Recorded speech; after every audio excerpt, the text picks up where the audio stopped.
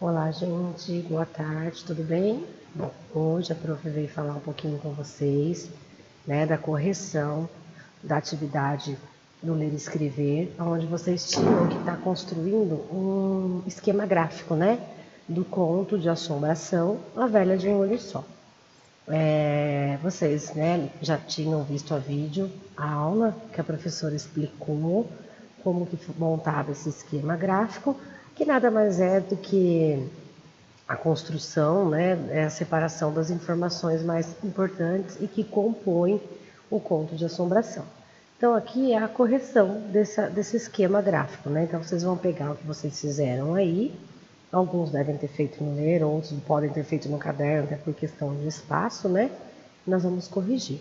Esse esquema gráfico que foi pedido para ser feito é do conto A Velha de um Olho Só, Então os dois personagens que a gente encontra nesse conto é o André, que é o menino, e a velha de um olho só. E aí vem até a pergunta, como que a professora, você falou que o André é um menino, como que você sabe que é um menino? Até mesmo pela descrição dos personagens, Se vocês repararem, tem uma parte do texto que a velha fala para ele rapazinho, Então quando a gente se refere a um rapazinho, a gente está falando, de uma pessoa mais jovem, De alguém mais jovem, que tenha mais jovial, não uma pessoa mais velha, o senhor. Então, aí a gente sabe que se refere a um menino, Tá vendo como as descrições, elas são importantes para poder a gente construir, na nossa cabeça uma imagem do conto? Além da descrição de rapazinho, a gente não tem muita descrição física dele, O conto dá mais descrição física da velha de um olho só, e não dele. Mas fala que ele está cansado e com medo, tem um trecho, mais para o final aqui, que fala que ele está cansado, que ele está com medo, que ele está hipnotizado com aquela cena parada. Então são descrições de como que ele está naquele momento, A única descrição física que dá para a gente imaginar o André é a do rapazinho. O resto são descrições de estado, De como ele está naquele momento. Da velha já tem muito mais descrição. Da velha de um olho só, que está aqui, a gente sabe que ela tem 2 metros de altura, então é alta. Tem um rosto mau, então você vai imaginar um ser com um rosto mau. Poucos dentes, e os que tem são roxos, Então você já começa aí a construir com essas descrições que o texto vai dando uma imagem da velha de um olho só. Esguia e fina, com a cabeleira desfiada, poucos fios de cabelo, corpo esquelético que comprova, esse corpo esquelético aqui comprova o esguia e fina, que também é a mesma coisa. Criatura maligna, hálito antigo, é uma descrição, e os olhos negros e sem vida. Então, no caso da velha de um olho só, nós temos bastante descrição. Até mesmo, por quê? Porque com as descrições da velha de um olho só, a gente vai construir a ideia, de como que ela é fisicamente, e essas descrições são importantes para que o leitor sinta aquele arrepiozinho, porque o conto de assombração, ele tem o que é uma característica de dar medo, de dar terror na pessoa, então precisa dessas características para que isso aconteça com o leitor. Depois a gente veio, com a situação inicial, do texto, o enredo primeiro, que é este aqui. Então a primeira coisa é o enredo. O enredo, gente, a gente já tinha dito na explicação, que é a história em si, como se fosse uma sinopse, que conta sobre o assunto do filme, o assunto principal. Qual é o assunto principal do conto A Velha de um Olho Só? Sobre um menino que tem na casa dele um quarto antigo, que vive trancado, e ele fica curioso para saber o que tem lá dentro. Se a gente fosse fazer uma sinopse da Velha de um Olho Só, essa seria a sinopse, porque a sinopse é um resumo do assunto principal. Daí, se eu quiser saber um pouco mais, eu tenho que ler.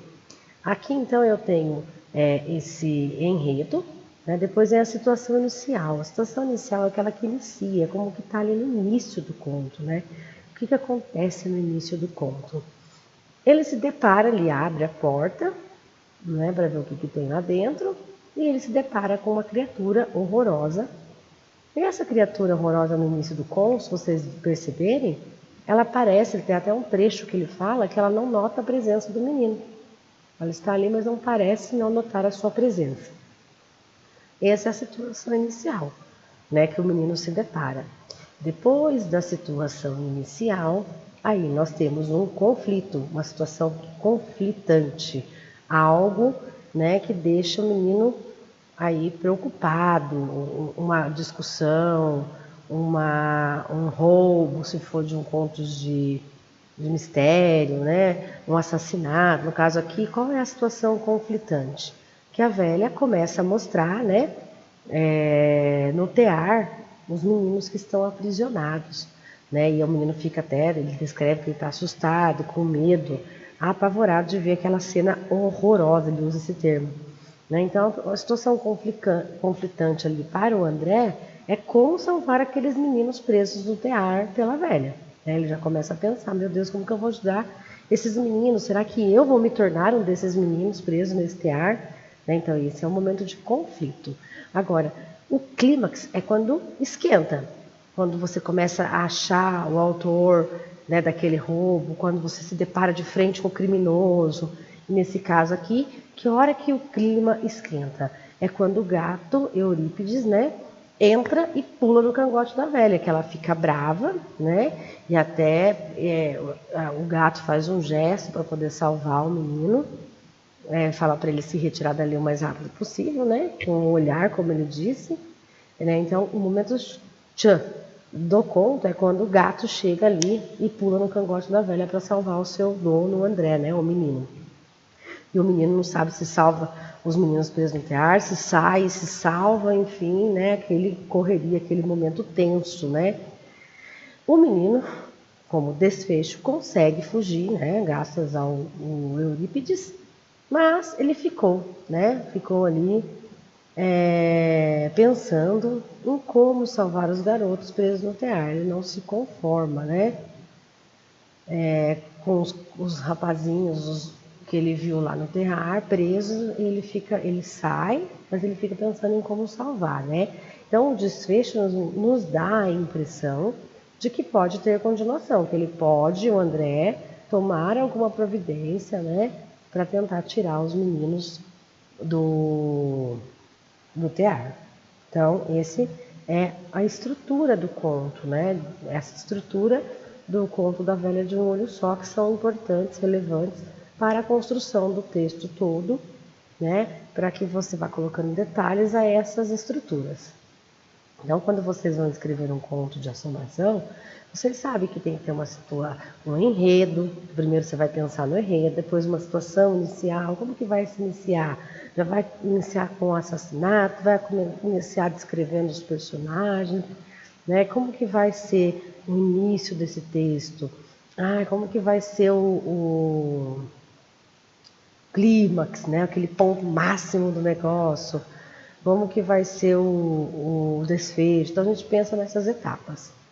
Além disso, para cada tipo de conto, de texto, eu preciso pensar nas características, né? Então, no conto de assombração, a gente tem aqui a descrição de tempo, né? Que a gente olhar, ele se passa no passado, o menino está contando tudo o que já aconteceu, né? Então ele fala aqui, ó, por exemplo, já se passaram das 3 horas da madrugada, respiro naquele momento o ar da madrugada, né? Então são coisas que já aconteceram, né? E essas palavras ajudam a descrever o tempo em que se passou a história, né?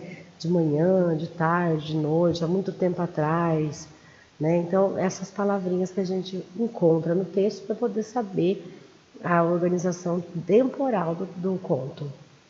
E não mais e nem menos importante que qualquer uma dessas outras, nós temos as descrições do ambiente, e que no caso de contos de assombração são importantíssimas, porque quando eu descrevo um ambiente para um conto de assombração, ele não pode ser um ambiente lindo, maravilhoso, com borboletas florindo, né, cheioso. Não, tem que ser um ambiente mais escuro, sombrio, para causar no leitor aquele efeito de medo, de sensação, porque só o lugar que eu já estou já é feio, imagina o que não tem lá dentro, né? Então aqui ele usa mobiliário rústico daquele quarto, que é um mobiliário mais antigo, como muito isolado do resto da casa, né? Então ele fala que aquele cômodo é muito isolado do resto da casa. Ele fala quando estou a salvo na cozinha, além da despensa, do quarto mal assombrado do tear, dirijo-me à salona de visitas. Então, se vocês pararem para pensar, aqui você consegue saber, né, que ele está salvo na cozinha e que fica além da despensa, que é onde guarda lá os mantimentos, além da despensa que fica perto do quarto mal assombrado, e ele se dirige à salona de visita. Então quer dizer que é uma sala grande, né? E o silêncio da casa me assombra também, né? O silêncio quer dizer que aquele ambiente está silencioso, que dá para ouvir cair uma agulha, né? E abro a sala maldita, né? Então a sala maldita é o que? O quarto velho, antigo, tear, né? Então aqui a gente consegue perceber pelas descrições, que são descrições mais sombrias, de lugares de silêncio, mais escuro, mais velho, mais isolado, que já são situações que causam um pouco de medo no leitor que está lendo, que é a função do conto de assombração, tá bom? Espero que vocês tenham conseguido identificar essas características no conto de vocês e que tenham entendido, porque a partir de agora a gente vai estudando sempre mais e mais, né, sobre isso e fazendo esse movimento para que vocês possam futuramente escrever os contos de vocês, tá bom? Gente, boa tarde e bons estudos aí. Qualquer dúvida, estamos à disposição.